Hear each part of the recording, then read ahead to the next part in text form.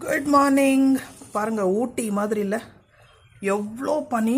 அப்பா, ஃபுல் பனி. நல்லா சில்லனாக இருக்குது. பட் இப்போ கொஞ்சம் சூடு, சம்மர் ஃபீல் வந்துருச்சு. பட் நல்லா இருக்குது ஏர்லி மார்னிங். ஸோ இப்போ மணி 7. அத்தருக்கு வந்து பிரேக்ஃபாஸ்ட் இன்றைக்கி உப்புமா தான். ஸ்கூலில் வந்து அவன் கேன்டீனில் லஞ்சை சாப்பிட போகிறான். இன்றைக்கி நோ லஞ்ச். ஸோ நல்லா சூடாக உப்புமா இது இப்போ பேக் பண்ணி கொடுத்துடணும். அப்புறம் வந்து நமக்கு வந்து மைசூர் பருப்பு இருக்கு இல்லையா, அதில் வந்து தால், இந்த ஆரஞ்சு கலர் பருப்பு எனக்கு ரொம்ப பிடிக்கும்.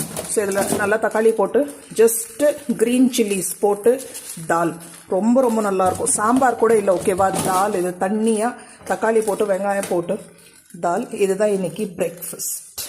இன்றைக்கி விஹானுக்கு எக்ஸாம் இருக்குது, போர்டு எக்ஸாம், 4th பேப்பர். இது கரெக்ட், 4th பேப்பர்.